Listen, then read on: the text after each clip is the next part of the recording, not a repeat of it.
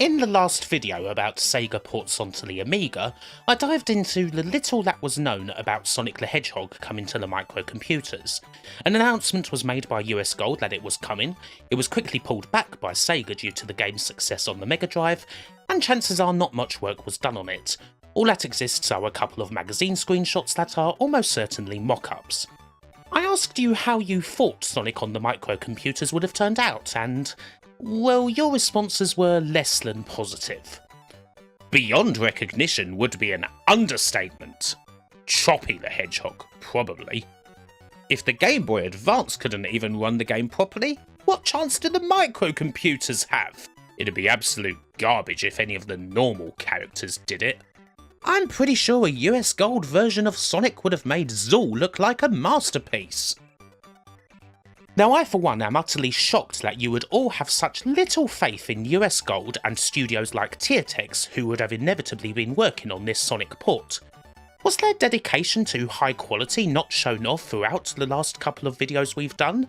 They truly were the standard bearer for Sega games on the micros in the early 1990s, and I do believe they'd have done just as fine a job as they'd achieved with the likes of Alien Storm, Outrun and E-SWAT. Yeah, it would have been dreadful, wouldn't it? But while official ports of Sonic to the micros may have mercifully not gone anywhere, thank heaven for the homebrew scene, because I do have an absolutely cracking recent version of Sonic the Hedgehog on the C64 to show you.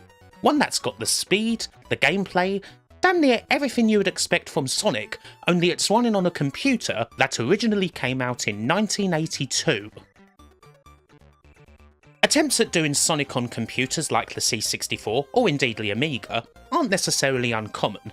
There have been a few over the years. How about this little YouTube video, where someone demonstrates a sort of Sonic demo on the Amiga? This was knocked up in a rather simple Amiga game making program called Backbone, which is like a more modern and more powerful Amos. It's still probably better than what Tiertex would have done. How about this thing here though, from back in the day? Much more intriguing than a regular Sonic rip-off along the lines of Kid Chaos or whatever.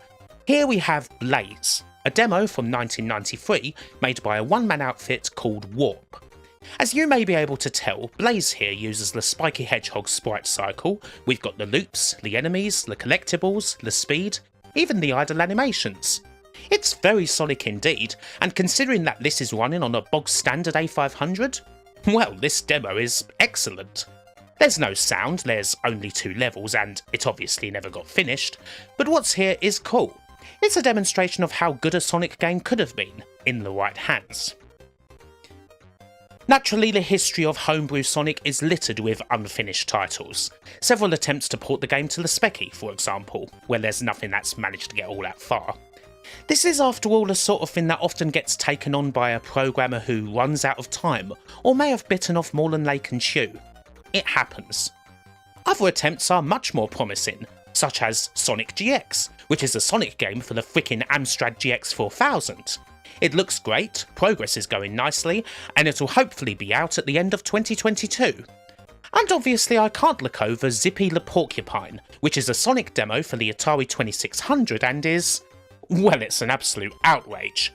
I mean, this is from a console that came out in 1977, and beyond having a far bigger sized ROM than most regular 2600 games, or indeed every regular 2600 game, some of the coding here surely qualifies as black magic.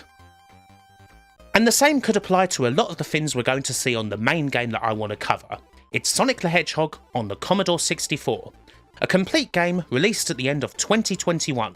A full, glorious version of the game that everyone loves, that puts Sega's name in lights around the world. Well, the 8-bit version anyhow. This is a port of the Master System version of Sonic the Hedgehog, although that's hardly a bad thing.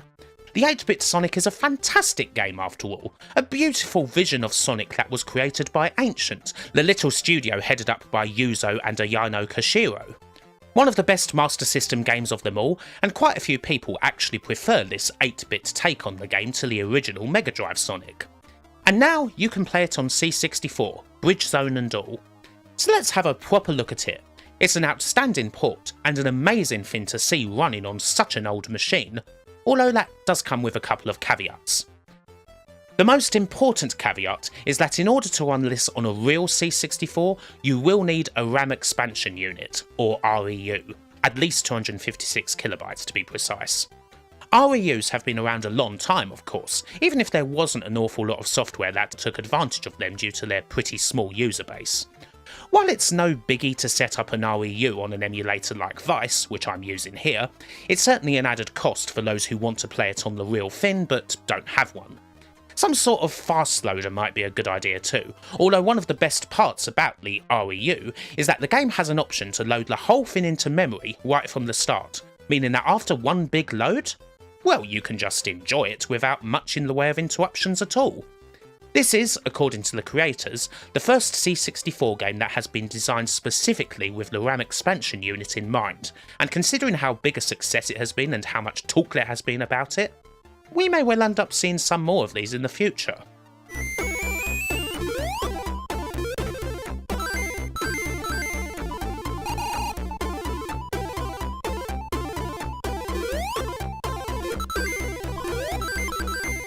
And when you start playing it, well, it's bloody good.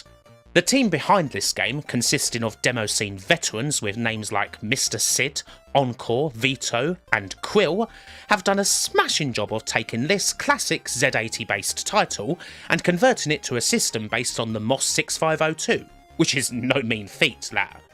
It looks the part, retaining the feel of classic Sonic while also being very gloriously C64, with all that chunkiness and that more subtle colour, and all running super smooth whether you're playing it in PAL, which is again what you're seeing here, or in NTSC. You have an excellent SID conversion of the game's soundtrack to listen to as you play. They're all very familiar tunes, of course, but they're very suited indeed to the classic sound chip. And then there's the gameplay itself, which is exactly what you would expect. While some things are different, and we will get to that, this is Sonic, through and through. And of course, seeing as he doesn't do much except jump around, there's no up to jump. Perhaps that might have helped Sonic ports back in the day, although I am sure that US Gold would have found a way to make sure that you still had to do it.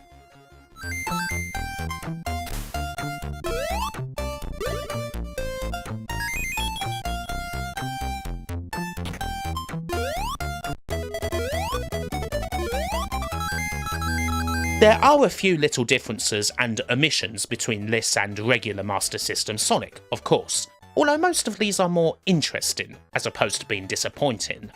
You won't find any speed shoes in this version. Chances are that this port is probably running as fast as it possibly can already, and speeding it up further may well make things a bit dodgier on that front. While the architecture of the stages is virtually intact, a couple of them have undergone some changes here and there, which I presume is necessary due to the way that these levels load into memory. Bridge Zone Act 2, for example, is no longer an auto-scroller, while Act 2 of the Jungle Zone loses its moving bottom. Falling off of this vertical climb will no longer kill you. Considering how annoying that can be, some might actually see that as an improvement. In Scrap Brain Act 2, the timer and ring counter resets whenever you teleport or move to a different section. Now these changes aren't exactly annoying, and indeed they make the stages easier on the whole. They're just interesting to note. There's a couple of other cosmetic things that are more nitpicky, such as rings and other moving parts of the background no longer moving when the game's paused, like they do on the Master System. Not a big deal, really. Just about everything else is going to be as you remember it, only given a big old Commodore spin that's pretty mind-blowing. Even if a game like this would have been unthinkable and prohibitively expensive for customers back in the early 90s, it's hard to imagine just how staggering it would have been back then.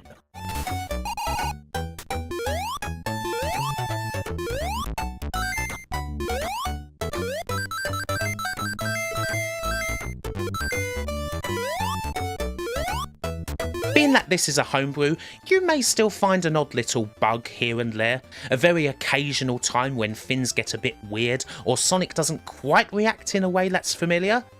But still, they don't happen often, and usually it's very minor. This has clearly been tested and fixed up an awful lot. I played through both this and the original Master System version for this review, and had a wonderful experience with both the familiar classic and this brand new port. and it would take a great deal of familiarity with the original to notice anything that could be considered a shortcoming, considering what the game's running from.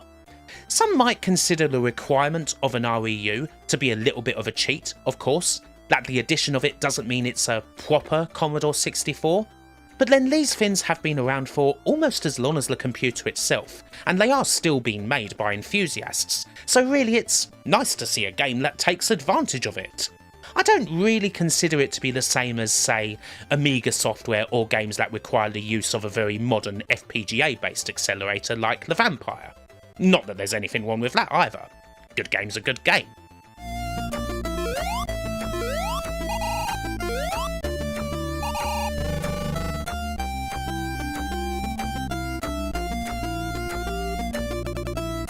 If you love Sonic, and particularly this version of the game, then playing this port is a definite must. REU or not, it's one of the best microcomputer ports I have ever laid my eyes on.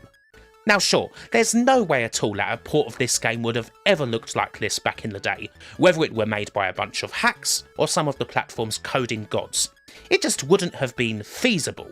Much like how the size of the ROM for the 2600 Zippy Porcupine would have meant that the cartridge would have cost, well, at least a couple of £100 in Golden Age money. But nowadays, to see a system that's going to be celebrating its 40th birthday this year pulling something like this off? It's absolutely glorious, and something that you need to have a look at. Obviously it's all free too, which is another big bonus. With this being as good as it is, I can't wait to see how the GX4000's take on 8-bit Sonic turns out. But hopefully you enjoyed this video, and it's time to say, as ever, bye for now.